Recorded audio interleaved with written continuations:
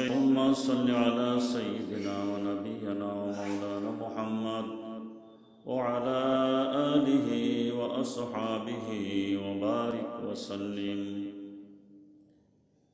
মুআজ্জাজ মুহতারাম উলামা ইকরাম,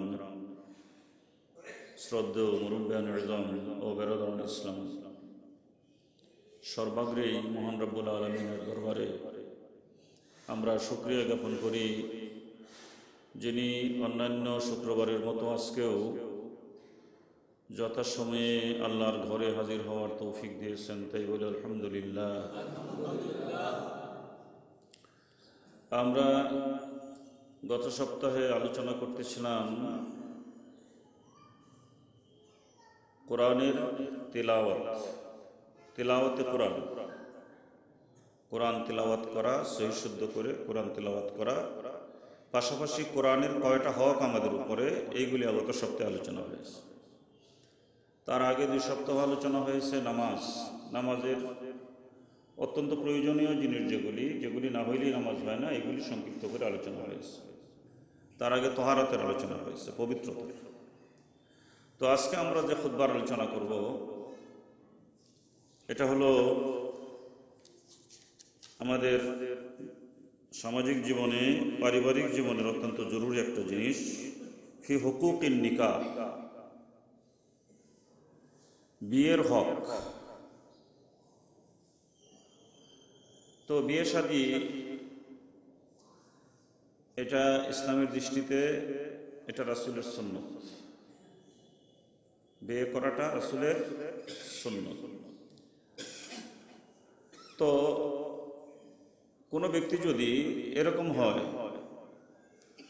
যে বিয়ে ছাড়া সে যদি বিয়ে না করে তাহলে গুনাহে লিপ্ত হওয়ার সম্ভাবনা আছে, এরকম যদি হয় তাহলে তখন তার জন্য বিয়ে করা ফরজ। আর যদি অবস্থা এমন হয় যে না, বিয়ে না করলেও তার কোনো অসুবিধা নাই, সে হকের উপর থাকতে পারবে, গুনাহে লিপ্ত হবে না, এরকম যদি হয় তাহলে তার জন্য বিয়ে করাটা উত্তম। সে বিয়েও করবে, সংসারীও করবে, আল্লাহর ইবাদতও করবে, সবগুলো করবে। আর নিকাহু মিন সুন্নতি, রাসূল বলেছেন বিয়ে করাটা হলো আমার সুন্নত। মান রাগিবা আন সুন্নতি ফালাইসা মিন্নি, কেউ যদি আমার সুন্নত থেকে মুখ ফিরিয়ে এনে তাহলে সে আমার বলে না। এই কথার থেকে আরেকটা কথা বের হয়, এটা হলো অনেকেই প্রশ্ন করেন যে বিয়ে না করে কোনো ব্যক্তি ইমামতি করতে পারবে কি? অনেকেই প্রশ্ন করেছেন। তো আসলে বিয়ের সাথে ইমামতির কোনো সম্পর্ক নাই, বিয়ের সাথে ইমামতির সম্পর্ক নয়। আর আমরা এই প্রশ্নটা শুধু ইমামকে করি, আরেকজন বিয়ে করে নাই, সে ইমামতি করে না, নামাজ পড়ে, তাকে তো এই প্রশ্ন করি না যে বিয়ে ছাড়া নামাজ হবে কিনা, করি এই প্রশ্ন করি না। তো বিয়ের সাথে ইমামতির কোনো সম্পর্ক নাই। ইমামতি হলো এক জিনিস, বিয়ে হলো আরেক জিনিস। তবে যদি তার প্রয়োজন হয় তাহলে বিয়ে করাটা ভালো, যেহেতু রাসূল বলেছেন আগাজ্জু লিল বাসারে ওয়া আহসানু লিল ফারজ, যে বিয়ে করলে তার চোখটা সংযত থাকে এবং তার লজ্জাস্থান হেফাজত করাটা সহজ হয়, এই জন্য বিয়ে করাটা ভালো।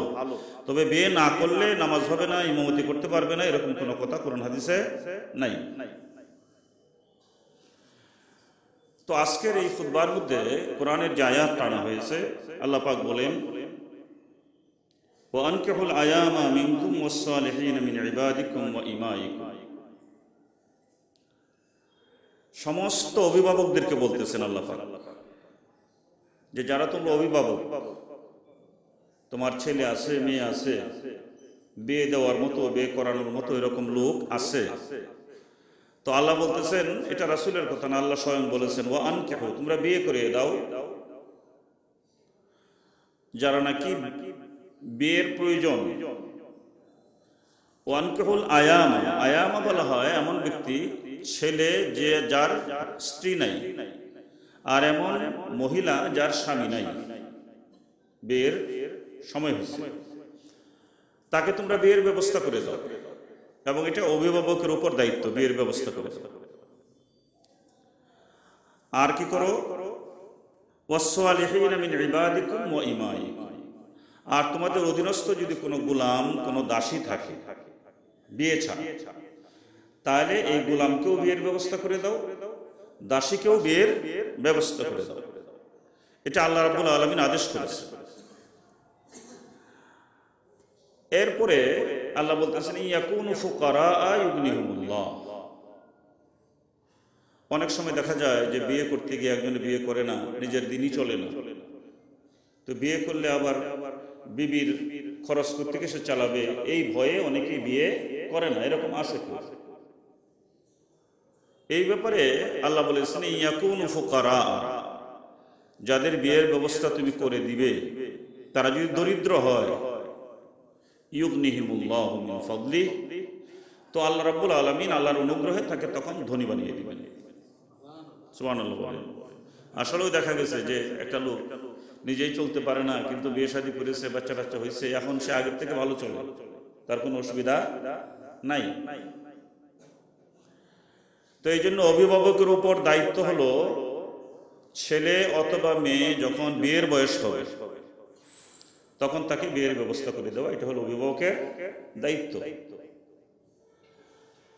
যদি সে না করে কাজটা, অন্য হাদিসের মধ্যে আল্লাহ রাসূল বলছেন যে তারা যখন বালেগ হবে ফালিউজাউযহু, ছেলে অথবা মেয়ে অথবা তোমার অধীনস্থ তোমার ছোট ভাই বোন, তাদেরকে তুমি অভিভাবক হিসাবে বিয়ের ব্যবস্থা করে দাও যদি বালেগ হয়। আর বালেগ হয়েছে তুমি ব্যবস্থা করলে না বিয়ের, কঠিন কথা রাসূল বলেছেন ফাইন আসাবা ইসমান ফাইসমু যালিকা আলা আবিহি, তখন যদি সে গুনাহে লিপ্ত হয়, ছেলে মেয়ে অথবা অধীনস্থ ভাই বোন, তোমার অধীনস্থ যারা আছে তারা যদি বিয়ের বয়স হয়েছে কোনো অসুবিধা নাই, কিন্তু তুমি গাফলতি করে বিয়ে দিচ্ছ না, করাচ্ছ না, এখন তারা যদি গুনাহে লিপ্ত হয় তো রাসূল বলেছেন ফাইসমু যালিকা আলা আবিহি, তাহলে এই গুনাহটা বর্তাবে তার বাবার উপর।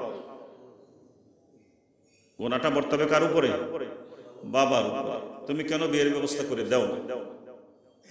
এই জন্য এটা অত্যন্ত জরুরি জিনিস যে সন্তান ছেলে অথবা মেয়ে বিয়ের বয়স হইলে তাকে বিয়ের ব্যবস্থা করে দেওয়া।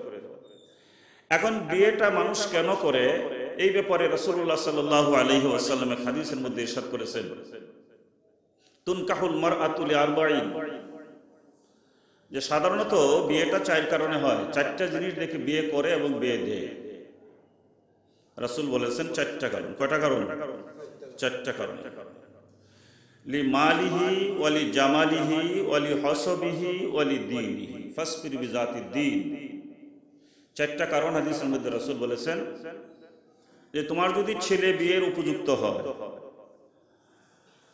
তাহলে তুমি সাধারণত যে জিনিসটা প্রথম দেখো এটা হইল লি মালি, মাল। যেখানে তুমি বিয়ের ব্যবস্থাটা করবা সেখানে মাল আছে কিনা, লোকটা খুব বড় ধনী কিনা, সাধারণত মানুষ এটা দেখে। দেখে না? দেখে না? রাসূল বলেছেন এটা দেখে, মাল দেখে। আরেকটা দেখে বলি জামালি,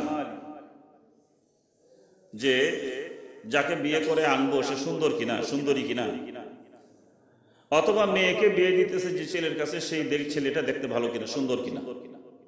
এক নম্বর মাল দেখে, দুই নম্বর তার চেহারা সুন্দর কিনা, দেখতে ভালো কিনা, এটা দেখে।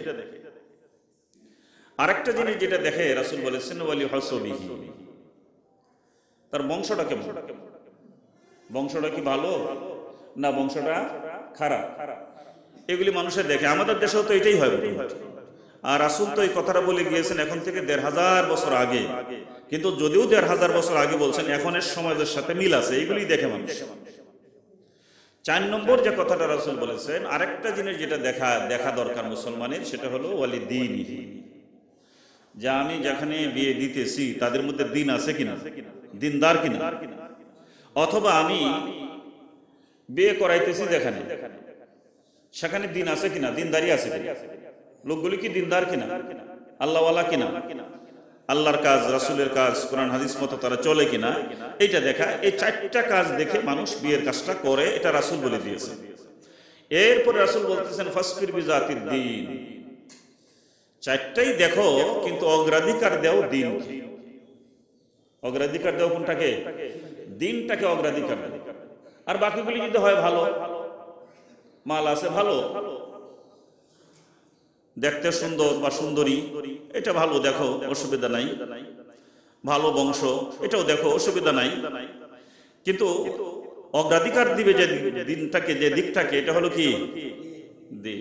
আপনি কি মনে করেন আপনি আপনার মেয়েকে বিয়ে দিবেন মনে করেন, এখন অনেক ধনী, কোটি কোটি টাকার মালিক, দেখে ঠিক করলেন যে এখানে মেয়ে বিয়ে দিবেন, আর বর যেটা এটাও দেখতে খুব সুন্দর,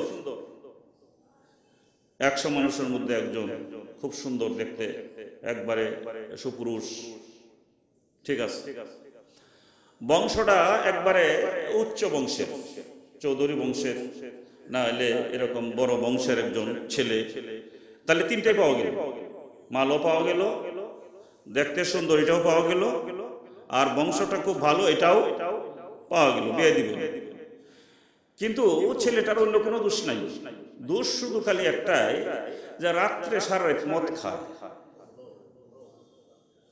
মদ খায়, খারাপ মহিলাদের সঙ্গে ঘুরে, এই খালি দোষ, আর অন্য কোনো দোষ নাই, তার চরিত্রগত একটু দোষ আছে। তার বিয়ে দিবেন তো নাকি? হ্যাঁ, অবস্থা তো খুব ভালো, দেখতেও সুন্দর, বংশও ভালো, দোষ খালি যে সে বাজে মেয়েদের সাথে ঘুরে আর একটু মদ খায়, খালি একটু হেরোইন টেরোইন খায়, এইগুলি করে, আর অন্য কোনো দোষ নেই। কারণ বিয়ে দিতে রাজি আছে? কেউ রাজি হবে না, কেউ রাজি হবে না। এইটাই রাসূল বলেছেন যে বাকিগুলি সবগুলি দেখো, কোনো অসুবিধা নাই, কিন্তু ফাসফির বিজাতিদ দ্বীন, তুমি দেখো তার চরিত্রটা ভালো কিনা, তার মধ্যে দিনদারি আছে কিনা, তার মধ্যে শালীনতা ভদ্রতা আছে কিনা, এটা তুমি আগে দেখো। আর এখানে যদি ভুল করো, বিয়ে দিয়ে দেও, এটা নাই আর বাকি সব আছে, তাহলে তোমার সারা জীবন তোমাকেও পস্তাতে হবে, তোমার মেয়েকেও পস্তাতে হবে, এই মেয়ে শান্তি হবে। আর বাকি কোনোটাই যদি না থাকে, মাল খুব বেশি নাই, কোনো মতে চলতে পারে, দেখতে মোটামুটি, খুব একবারে নায়কের মতো সুন্দর এরকম না, বংশটাও একবারে এলাকার সবচেয়ে উচ্চ বংশ না, সাধারণ সাধারণ মানুষ, কিন্তু চরিত্রটা খুব মধুর, চরিত্রটা খুব সুন্দর, সে কারোর সঙ্গে খারাপ ব্যবহার করে না, আজে বাজে মানুষের সঙ্গে চলে না, আড্ডা দেয় না, সে এরকম কোনো খারাপ নিশা তার নাই, সে পরহেজগার। এরকম যদি একটা ছেলে হয়, তাহলে তার কাছে বিয়ে দিতে রাজি হবে, কিন্তু ওই যে এত কোটি কোটি টাকার মালিক, তার কাছে বিয়ে দিতে কেউ রাজি হবে না। রাসূল এই কথাটাই বলেছেন যে 4টা জিনিস দেখে মানুষ বিয়ে করে, বিয়ে দেয়, আর এই 4টার মধ্যে তোমরা অগ্রাধিকার দাও কোনটাকে? ফাসফির বিজাতিদ দ্বীন, দ্বীনকে অগ্রাধিকার দাও। কারণ এই যদি পাও, সে যদি শালীন, ভদ্র, নম্র হয় এবং চরিত্রবান ছেলে হয় বা চরিত্রবান মেয়ে হয়, তাইলে তুমি সুখ পাবে। অনুরূপ ভাবে যদি আপনি বিয়ে করে আনেন, ছেলেকে বিয়ে করে মেয়ে আনলেন, মেয়েও যদি এরকম হয়, মেয়ের বাবা খুব ধনী, অনেক টাকা পয়সা দিয়ে বিয়ে শাদী দিচ্ছে, মেয়েও দেখতে একেবারে ওই সুন্দরী, খুবই সুন্দরী, বংশটাও ভালো, কিন্তু মেয়েটার চরিত্র খারাপ, একটু আর কিছু অসুবিধা নেই, মেয়েটার একটু চরিত্র খারাপ, বাজে কাজ করে, বাজে কেস করে, এই যদি হয়, আর যদি এটারে কেউ বিয়ে করায়, তাহলে কি খুব সুখ হবে? না, এই সংসারটাই আগুনের একটা আঙ্গার হয়ে যাবে, সংসারটা একটা আগুনের কুণ্ড হয়ে যাবে, এটা সুখ হবে না। এই জন্য রাসূলুল্লাহ সাল্লাল্লাহু আলাইহি ওয়াসাল্লাম বলেছেন যে দ্বীনকে অগ্রাধিকার দেও, আর তোমার অধীনস্থ যারা আছে, ছেলে অথবা মেয়ে অথবা ভাই অথবা বোন অথবা তোমার অধীনস্থ আর কেউ যদি থাকে বিয়েযোগ্য, তাকে বিয়ের ব্যবস্থা করে দাও। এই কথা ভয় করো না যে তাকে বিয়ে করাইলে সে কিভাবে চলবে, খাবে কোথায়, যাবে কোথায়, কি করবে, এটা চিন্তা করো না। আল্লাহ নিজে বলে দিয়েছেন, ইয়াকুনু ফুকারা ইউগনিহিমুল্লাহু মিন ফাদলিহি, তারা যদি দরিদ্র হয় তো আল্লাহ রাব্বুল আলামিন আল্লাহর অনুগ্রহে তাদেরকে ধনী বানিয়ে দিবেন, এটা আল্লাহ রাব্বুল আলামিন নিজে বলে দিয়েছেন। এরপরেও যদি কোনো মানুষের অবস্থাটা এমন হয় যে বিয়ে করার তার শারীরিক সঙ্গতি আছে, শারীরিক সঙ্গতি তার বিয়ে করার আছে,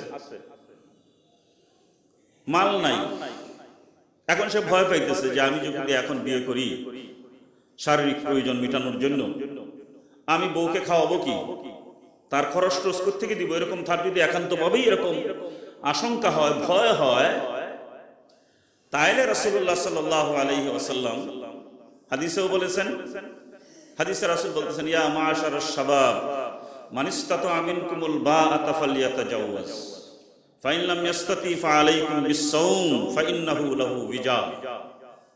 রাসূল বলতেছেন, ও যুবকের দলেরা, ইয়া মা'শারাশ শাবাব, ও যুবকের দলেরা, মান ইসতাতা মিনকুমুল বাআতা, যদি কারো বিয়ের সঙ্গতি থাকে, শারীরিক তথা দৈহিক সঙ্গতি আছে বিয়ে করার মতো, তাহলে তুমি বিয়ে করো। আর যদি এই সঙ্গতি তোমার আছে কিন্তু অর্থনৈতিকভাবে তুমি দরিদ্র, এখন কি করবে, মানে ভয় পাইতেছে, ফাআলাইকুম বিস-সাওম, তাহলে রাসূলের প্রেসক্রিপশন হলো যে তাহলে তুমি কিছুদিন রোজা রাখো। তুমি কি করো, রোজা রাখো। কিছুদিন রোজা রাখলে এই রোজা রাখাটা কি হবে, ফাইন্নাহু লাহু বিজা, এটা এই শারীরিক সক্ষমতা দৈহিক সক্ষমতাকে নিয়ন্ত্রণ রাখার জন্য এই রোজাটা কাজ করে। তুমি যেন কোনো খারাপ কাজে লিপ্ত না হয়ে যাও, এই জন্য এটা তোমাকে বিরত রাখবে, তোমাকে নিয়ন্ত্রণ করবে। তুমি কিছুদিন রোজা রাখো। আর কোরআনে কারীমের মধ্যে আল্লাহ রাব্বুল আলামিন বলতেছেন, ওয়ালিয়াস্তাফিফিল্লাযীনা লা ইয়াজিদুনা নিকাহান হাত্তা ইউগনিয়াহুমুল্লাহু মিন ফাদলিহি। কোরআনে কারীমে সরাসরি আল্লাহ নিজে বলতেছেন যে কথাটা, এটা হলো এই ওয়ালিয়াস্তাফি, তারা যেন বিরত থাকে। কারা? আল্লাযীনা লা ইয়াজিদুনা নিকাহ, যারা বিয়ে করার মতো সঙ্গতি নাই, অর্থনৈতিকভাবে বিয়ে করার মতো সঙ্গতি নাই, তারা যেন বিরত থাকে। হাত্তা ইউগনিয়াহুমুল্লাহু মিন ফাদলিহি, একটু অপেক্ষা করো আর চেষ্টা করো, কামাই করো, যেন আল্লাহ তাকে সঙ্গতি দিয়ে দেয়, অর্থনৈতিক সঙ্গতিও যেন আল্লাহ তাকে দিয়ে দেয়, তারপরে তুমি বিয়ে করো। এটা আল্লাহ পাক বলে দিয়েছেন। মোটামুটি দুইটা এক ধরনের, যে অর্থনৈতিক সঙ্গতি না থাকলেও যদি তুমি বিয়ে করো আল্লাহর উপর ভরসা করে, আল্লাহ তোমাকে ধনী বানিয়ে দিবেন। আর যদি একান্তভাবেই তোমার মনটা চায় যে না আমি কিভাবে খরচ চালাবো, কিভাবে বউ রাখবো, তাহলে তুমি অপেক্ষা করতে থাকো আর রোজা রাখো। কোরআন এবং হাদিসের মধ্যে কোনো বৈপরীত্য নাই, এই কথাটাই বলা হয়েছে। এরপরে যখন বিয়ে হয়ে যায়, আমাদের দেশে বিয়ে হওয়ার পরে সবচেয়ে বেশি অসুবিধায় পড়ে যে জিনিসটা নিয়ে, এই হাদিসের মধ্যে আসছে এই কথাটা, ইন্না আ'যামান নিকাহি বারাকাতান আইসারুহু মু'নাতান। আর বিয়ে যে করবে, বিয়ের সবচেয়ে বরকতময় বিয়ে হলো কোনটা? রাসূল বলতেছেন আইসারুহু মু'নাতান, যে বিয়ের মধ্যে আনুষঙ্গিক খরচ কম হয়, এটা হলো সবচেয়ে বরকতময় বিয়ে। আনুষঙ্গিক খরচ কি হয়? কম হয়। কিন্তু আমাদের দেশের বিয়েগুলির মধ্যে এখন আনুষঙ্গিক খরচ বেশি হয়, আর যেটা প্রয়োজনীয় খরচ এটা কম হয়। আনুষঙ্গিক খরচ বেশি হয়, 2 লাখ টাকা খরচ করছে, 5 লাখ টাকা খরচ করছে, এই সাজাইতে সুজাইতে গিয়া, অনুষ্ঠান করতে গিয়া 5 লাখ টাকা খরচ, কিন্তু বিবির যে মহারণা 2 লাখ 1 টাকাও দেয় না। ঠিক কিনা কথা? হয় কিনা এরকম? এই জন্য আনুষঙ্গিক খরচ যে বিয়ের মধ্যে কম হয়, আল্লাহ রাসূল বলেছেন সেই বিয়ের মধ্যে বরকত বেশি হয়। আনুষঙ্গিক খরচ যেন না হয়, যেটা প্রয়োজনীয় খরচ এটা হবে। মোহর মানতে গিয়া এক তো হলো প্রবণতা আছে মোহর বেশি বাঁধার, মোহর বেশি বাঁধাটা নাজায়েজ না। যদি বরের যদি সঙ্গতি থাকে তাহলে 10 লাখ 5 লাখ যত বাঁধেন কোনো অসুবিধা নেই, এটা নিষেধ নেই ইসলামে। কত বেশি বাঁধবেন এটা নির্ধারণ করে না শরীয়ত, নিচেরটা নির্ধারণ করে দিয়েছে যে সবচেয়ে কম কত হবে। আমাদের হানাফি মাযহাব অনুযায়ী 10 দিরহাম, 10 দিরহামের কমে মোহর হবে না, নিচেরটা নির্ধারণ করা আছে, কিন্তু উপরেরটা নির্ধারণ করা নাই। আপনার যত ইচ্ছা তত করেন যদি সঙ্গতি থাকে, কিন্তু মোহর নির্ধারণ করার অর্থ হলো মোহর তাকে দিয়ে দিতে হবে, আদায় করতে হবে। সরাসরি সহিহ হাদিসের মধ্যে আসছে, কেউ যদি বিয়ে করে তার নিয়ত হলো ইয়ানভি আল্লাহ ইউআদ্দিয়া, তার নিয়তটাই হলো সে আদায় করবে না। অথবা কারো কাছ থেকে ধার নিয়েছে, টাকা পয়সা ধার নিয়েছে, তার নেওয়ার সময় নিয়তটা হলো এটা সে দিবে না। তাহলে কিয়ামতের দিন যে ধার নিয়ে না দেওয়ার নিয়তে ধার নিল, সেই ব্যক্তি চোর হিসাবে কিয়ামতের ময়দানে আল্লাহর দরবারে হাজির হবে। আর যে ব্যক্তি বিয়ে করলো, বিয়ে করার সময় মোহর দেওয়ার তার ইচ্ছা নাই, আচ্ছা ঠিক আছে মোহর নির্ধারণ করতে হয় করলাম, কিন্তু দেওয়ার ইচ্ছা নাই, এরকম নিয়তে যদি মোহর নির্ধারণ করে তো রাসূলুল্লাহ সাল্লাল্লাহু আলাইহি ওয়াসাল্লাম হাদিসে বলেছেন যে সে কিয়ামতের ময়দানে জিনাকারদের অন্তর্ভুক্ত হবে। জোরে বলুন নাউজুবিল্লাহ। শতকরা না হাজারে একজন আছে কিনা এটা সন্দেহ যে বিয়ে করেছে, তারপরে বিয়ের সময় অথবা 2-1 দিনের মধ্যেই তার মোহর আদায় করে দিয়েছে। শতকরা না হাজারে আছে কিনা সন্দেহ আছে, ঠিক কিনা কথা? কিন্তু এটা জরুরি, এটা দায়ী। একটা মানুষ যখন মৃত্যুবরণ করে তখন আমরা বলি যে আমার বাবার কাছে যদি কোনো ঋণ টিন কেউ পাওনা থাকে তাহলে আমাকে জানাবেন, আমি এগুলি আদায় করে দিব। বলি না? বলি না? অবশ্য আদায় করে না, বেশিরভাগ মানুষই আদায় করে না। আদায় করে সেটা আরেক কথা, যা আদায় করার তো দরকার নাই। কারণ 4 দিন বা 10 দিন গেলে এলাকার আলেম ওলামাদেরকে নিয়ে একটা দোয়ার ব্যবস্থা করবে, এখানে টাকা খরচ করে বা দোয়া করে তার বাবারে মুক্তিটা দিবে। ওই আদায় করার দরকার নাই। খুব ভালো করে শুনেন, মক্কা মদিনার ইমাম সাবরি দিয়াও যদি দোয়া করান আপনার বাবার মৃত্যুর পরে, কিন্তু আপনার বাবার যদি ঋণ থাকে, ঋণ যদি আদায় না করেন, কারো দোয়ায় কোনো কাজ হবে না, 1 পয়সার কাজ হবে না। কোরআন হাদিসের এটা সিদ্ধান্ত। হুকুকুল ইবাদ, কারো দোয়ায় কাজ হবে না, এটা আদায় করতে হবে অথবা তার কাছ থেকে মাপ নিতে হবে। বরং এই 20,000 টাকা মেহমানদারি করে খরচ করার থেকে আপনার বাবার কাছে যে 20,000 টাকা মানুষের পাওনা ছিল এগুলি আদায় করে দিন, আল্লাহ পাক আপনার বাবাকে মাফ করে দিবেন। দোয়ার অনুষ্ঠানের কোনো প্রয়োজন নাই, এগুলি দিয়ে দিন। আর তখন এই কথাটা বলি, যদিও দেই অথবা দেই না, কিন্তু যিনি মারা গেছেন তার উপরে যে স্ত্রীর মোহরানার ঋণ আছে এটাকে ঋণই মনে করি, ঠিক না বেটি? ঋণ মনে করি নাকি? না, এটাকে ঋণ মনে করি না। এটা একবারে সমান ঋণ। আপনার মৃত্যুর পরে যদি আগে না দিতে পারেন, এই জন্য আপনার মরার পরে দিবে এই অপেক্ষা কেউ করবে না। পারলে নগদ দিয়ে দেন, নাহলে অর্থ সম্পদ দিয়া তার কাছ থেকে এটা পরিশোধ করেন। আর যদি না করেন আর এই ঋণ আপনার উপর থেকে গেল, সন্তানরাও আদায় করলো না, তাহলে কিয়ামতের ময়দানে একজন দেনাদার যেরকম আল্লাহর দরবারে আসামি হবে, আপনি স্ত্রীর ব্যাপারে সেদিন আপনি আসামি হবেন। এবং সেদিন কোনো খাতির নাই। ইয়াউমা ইয়াফিরুল মারউ মিন আখিহি ওয়া উম্মিহি, এরকম কোরআনে কারীমের মধ্যে বলা হয়েছে সেদিন একদিন একজন আরেকজন থেকে পৃথক হয়ে যাবে, কেউ কাউকে সামান্যতম উপকার করার জন্য এগিয়ে আসবে। সেদিন স্ত্রীর এটা একটা বিরাট সুযোগ হবে আপনার কাছ থেকে আপনার নেক আমল নেওয়া, তার ঋণের পরিবর্তে। এই জন্য এই মোহরানার টাকা যেটা, এটা অবশ্যই আদায় করতে হবে। আর যদি কোনো কারণে আদায় না হয় তাহলে মৃত্যুর পরে এই ঋণটা আগে দিতে হবে, তারপর বাকি ঋণ দিতে হবে, দিয়ে দিতে হবে। আর যদি সে বলে বিয়ের সময় যে না আমি ছেড়ে দিলাম, ইসলামী গবেষকদের মতে এটা ছাড়াই আদায় হয়। সে যে বললো যে আমাকে দিতে হবে না, এটা আদায় হয় না। বরং আপনি যদি তার 1 লাখ টাকা মোহরানা ছিল, 1 লাখ টাকা তাকে দিয়ে দেন, এই যে তোমার 1 লাখ টাকা অথবা 1 লাখ টাকার সম্পদ তোমাকে দিলাম, এরপরে যদি সে আপনাকে দিয়ে দেয় যে না আমি পাইলাম আমি দিয়ে দিলাম, এটা আদায় হয়।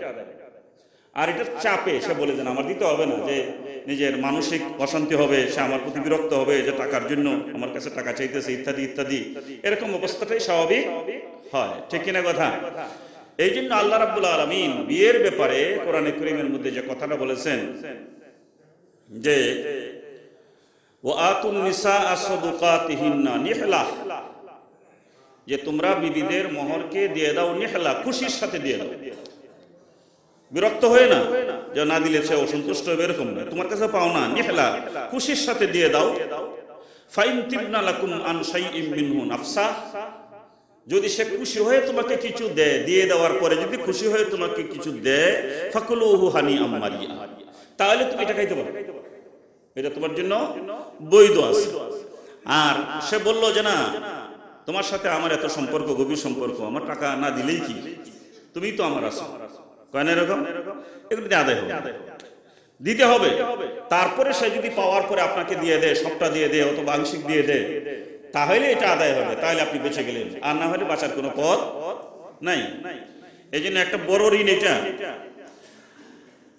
তারপরে আল্লাহর রাসূল বলেছেন যে কোনো সন্তান যখন হয়, মান উলিদা লাহু ওয়ালাদু,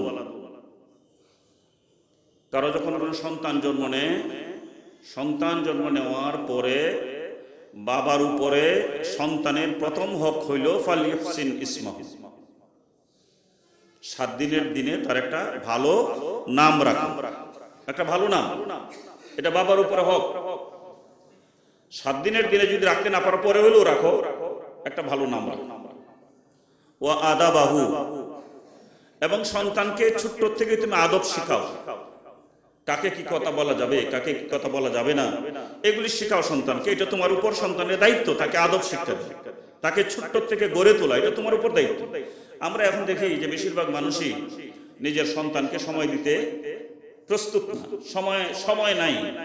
এই নিজের সন্তানের সঙ্গে বা পরিবারের সাথে সময় দেওয়ার মতো সময়ই নাই। এই ব্যস্ততা, টাকা পয়সা কিভাবে বেশি কামাই করা যাবে বা কি করা যাবে, এই ব্যস্ততার জন্য নিজের ঘরে সময় দেওয়ার কোনো সুযোগ নাই। আর এই পরে দেখা যায় ঘরের সুযোগ না থাকার কারণে আস্তে আস্তে সন্তানরা বাপ মার থেকে একটু আলাদা হয়ে যায়। তারা অন্যের সাথে মিশে, অন্যের সাথে বন্ধুত্ব করে করতে করতে করতে করতে এক পর্যায়ে এমন হয় সে বুঝতে পারে যে আমার সন্তান খারাপ হয়ে যাইতেছে। তখন হুজুর আমার জন্য দোয়া করবেন, বাচ্চাটা তো এরকম হয়ে গেছে। কিন্তু তখন আর কোনো লাভ হয় না, তখন কোনো ফল হয় না, তাকে ফিরায় আনা যায় না। সে এমন তার ওই সাথী সঙ্গীর সঙ্গে মিশে একবারে একাকার হয়ে গিয়েছে, তার সঙ্গে একবারে মিশে গিয়েছে। এখন বাবা মার সঙ্গেও তার বন্ধুত্ব নাই, বাবা মার সঙ্গে কথাও সে রাখে না। এখন সে চলে গেছে অন্যত্র। এই জন্য আগের থেকে যদি এই ব্যবস্থাটা হতো, তাহলে বাবা মার কথা শুনতো, বাবা মার সাথে থাকতো, তাহলে আর অবস্থাটা এরকম হতো না। এই জন্য প্রত্যেকটা অভিভাবকের উপর ওয়াজিব যে আপনার সন্তান যখন একটু বড় হয়ে যায়, তখন কোন পরিবেশে যাইতেছে, তার বন্ধু বান্ধব কারা, ছেলের বন্ধু বান্ধব কারা, মেয়ের বন্ধু বান্ধব কারা, কার সঙ্গে সে চলে, এরা কি ভালো মানুষ না খারাপ মানুষ, কার বাড়িতে যেতেছে, কোথায় যাইতেছে, এগুলি লক্ষ্য রাখা আপনার দায়িত্ব। আর এগুলি লক্ষ্য রাখলে দেখা যাবে যে সে আর মিসগাইড হবে না, খারাপ দিকে যাবে না। তাহলে তার ভালো নাম রাখো। যদি পারো সঙ্গতি থাকে তাহলে আতিকা দিয়ে দাও। 7 দিনের দিনে দিলে ভালো, ছেলের জন্য 2টা, মেয়ের জন্য 1টা। আর আতিকা খাসি দিয়ে দেওয়া, এটা সুন্নাত। আর আমরা বেশিরভাগ মানুষ খাসি দিয়ে দিই। দেই কিভাবে? কোরবানির সময়। কোরবানির সময় গরুর মধ্যে একটা নাম দিয়ে দেই। যদিও এই ব্যাপারে উলামায়ে কেরামের ইখতিলাফ আছে যে আকিকা হবে কি হবে না। আমাদের হানাফি মাযহাবে আকিকা হয়ে যাবে। গরুর মধ্যে যদি আকিকার নাম দেন, ছেলের জন্য অথবা মেয়ের জন্য আকিকা আদায় হয়ে যাবে। এটা আমাদের হানাফি মাযহাবের ফতোয়া, আকিকা হয়ে যাবে। কিন্তু সুন্নত এটা না। রাসূল সাল্লাল্লাহু আলাইহি ওয়াসাল্লামের সময় আকিকা দেওয়া হতো গরু দিয়া না। তোমার যদি ছেলে হয় তাহলে 2টা খাসি দাও, 2টা বকরি দাও। আর যদি মেয়ে হয় তাহলে 1টা দাও। যদি সঙ্গতি না থাকে না দাও, এটা সুন্নত, গুনাহ হবে না। আকিকা দাও, নাম ভালো রাখো, আকিকা দাও। তারপরে ফাইন বালাগা, যখন সে বালেগ বয়সে উপনীত হবে, ছেলে অথবা মেয়ে যখন বালেগ বয়সে উপনীত হবে, তো রাসূলুল্লাহ সাল্লাল্লাহু আলাইহি ওয়াসাল্লাম তিনি বলে দিয়েছেন ফালিয়ুজাউযুহু, তখন তার বিয়ের ব্যবস্থা করে দাও। ছেলেকেও বিয়ের ব্যবস্থা করে দাও আর মেয়েকেও বিয়ের ব্যবস্থা করে দাও। কিভাবে বিয়ের ব্যবস্থা করবে? রাসূল বলতেছেন ইযা খাতাবা ইলাইকুম মান তারদাউনা দীনাহু ওয়া খুলুকাহু ফাযাউযুহু, যখন তোমার কাছে বিয়ের প্রস্তাব আসে, মান তারদাউনা দীনাহু, যার প্রতি তুমি খুশি, তার দিনদারি দেখিয়া, তার চরিত্র দেখিয়া, তার আচার আচরণ দেখিয়া তুমি তার প্রতি সন্তুষ্ট না ভালো, ফাযাউযুহু, তাহলে তখন তার কাছে তুমি বিয়ে দিয়ে দাও। ওয়া ইন লা তাফআলুহু, যদি বিয়ে না দেও, অপেক্ষা করো, তাকুন ফিতনাতুন ফিল আরদি ওয়া ফাসাদুন আরিজ, তাহলে পৃথিবীর মধ্যে ফিতনা এবং ফাসাদ ছড়িয়ে যাবে, অবৈধ কার্যকলাপ শুরু হয়ে যাবে। এটা রাসূলুল্লাহ সাল্লাল্লাহু আলাইহি ওয়াসাল্লাম এখন থেকে আরো 14, 15, 100 বছর আগে এই কথাটা বলে গিয়েছে।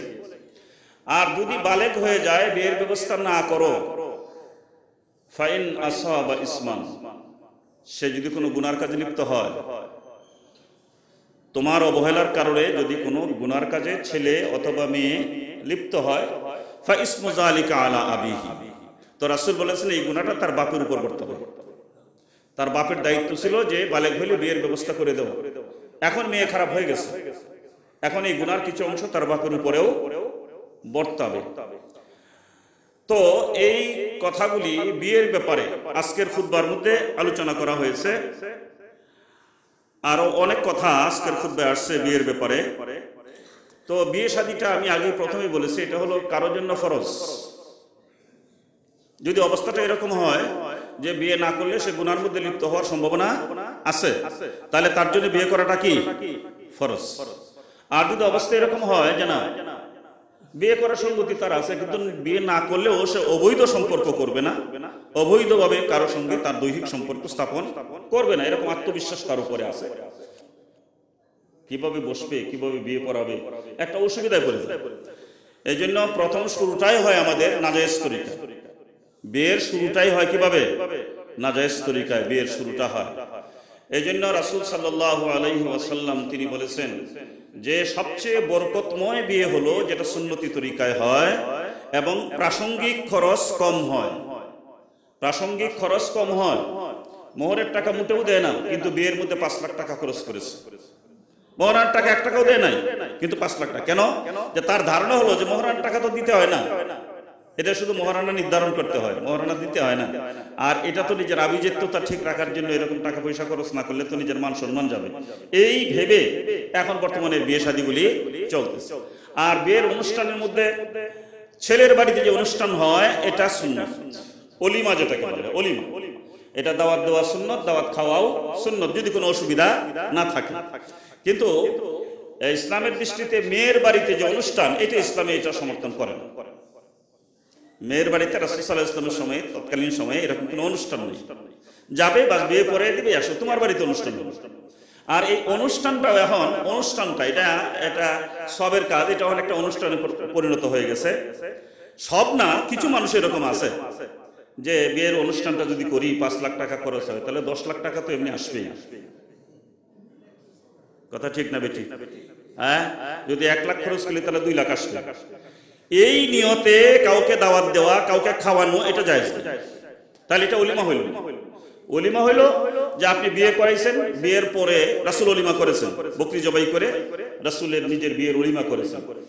তারপরে আপনি দাওয়াত দিলেন আপনার যারা নাকি আত্মীয় স্বজন আছে, নিজের হিতাকাঙ্ক্ষী আছে, বা যাকেই দাওয়াত দিলেন খাওয়াইলেন।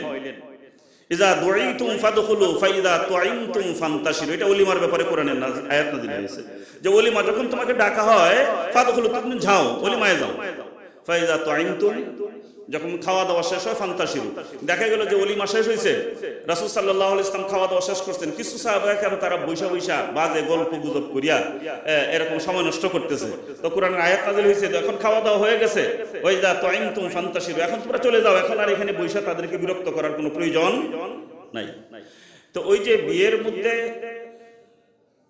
যে একটা আনুষ্ঠানিকতা এখন আছে যে বিয়েতে গেলে যিনি যাবেন তাকে কিছু না কিছু উপহার দিতে হবে। কথা ঠিক না ঠিক?